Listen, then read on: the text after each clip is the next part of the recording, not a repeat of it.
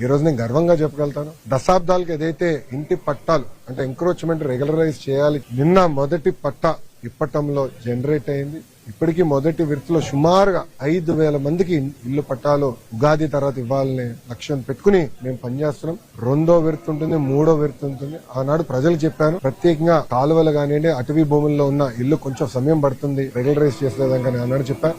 అంతేకాకుండా ఈ ఇల్లు పట్టాలు ఇచ్చేదానికి రీటైనింగ్ వాల్ కట్టాలనేది ప్రజలు మహానాడు ప్రాంతంలో వెళ్ళినప్పుడు కోరారు. దానికి నిధులు కేటాయించాం, డిజైన్లు అవుతున్నాయి. ఇప్పుడు దానిపైన రోడ్ కూడా వేద్దాం అంటే 4 లైన్ రోడ్ వేస్తే ట్రాఫిక్ చాలా ఈజీ అవుట్ అవుతున్న లక్ష్యంతో మొత్తం డిజైన్ చేస్తున్నాం. దీంతో పాటు ఏదైతే ఆనాడు నేను చెప్పాను, పార్కుల అభివృద్ధి కానివ్వండి, చెరువుల అభివృద్ధి కానివ్వండి, శ్మశానాల అభివృద్ధి కానివ్వండి, కమ్యూనిటీ భవనాలు, రైతు బజార్లు, ఇంకో పక్కన social welfare hostel, BC welfare hostel, ప్రభుత్వ పాఠశాలలు, ఇట్లా దాదాపు మీరు చూస్తే 100 అభివృద్ధి కార్యక్రమాలకి కూటమి ప్రభుత్వం శ్రీకారం చుట్టింది. అన్ని డిజైన్లు అయిపోయినాయి, టెండర్ దశకు వచ్చింది. టెండర్లని దేవుడి సహకారంతో ఏప్రిల్ మే మాసంలో పూర్తి చేసి భూగర్భ నీరు కానివ్వండి, వాటర్ పైప్ లైన్ కానివ్వండి, భూగర్భ గ్యాస్, భూగర్భ పవర్ కూడా ఇవ్వాలని మంగళగిరి లక్ష్యం పెట్టుకుని పనిచేస్తున్నా. అది కూడా ఎవరు చూడని విధంగా అంటే ఆంధ్ర రాష్ట్రంలో ఎప్పుడు జరిగిన విధంగా ఒక పొద్దున్న రోజు ఒకరు కట్ చేసుకుంటే వెళ్తే సాయంత్రం పూట లేయింగ్ జరిగిపోవాలి, రెండో రోజు టెస్టింగ్ అయిపోవాలి, మూడో రోజు క్లోజ్ అయిపోవాలి. రోడ్ పర్ఫెక్ట్ గా ఉండాలి మనం అంటే 3 రోజులు అన్ని పనులు అయిపోవాలి. ఏ వీధిలోకి వెళ్ళినా అట్లా చేయాలన్న లక్ష్యంతో కూటమి ప్రభుత్వం పనిచేస్తుంది.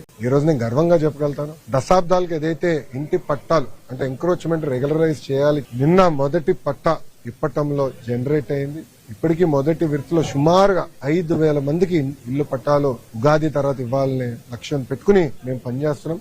రెండో విడత ఉంటుంది, మూడో విడత ఉంటుంది. ఆనాడు ప్రజలకు చెప్పాను, ప్రత్యేకంగా కాలువలు కానివ్వండి, అటవీ భూముల్లో ఉన్న ఇల్లు కొంచెం సమయం పడుతుంది రెగ్యులరైజ్ చేసేదానికి ఆనాడు చెప్పాను.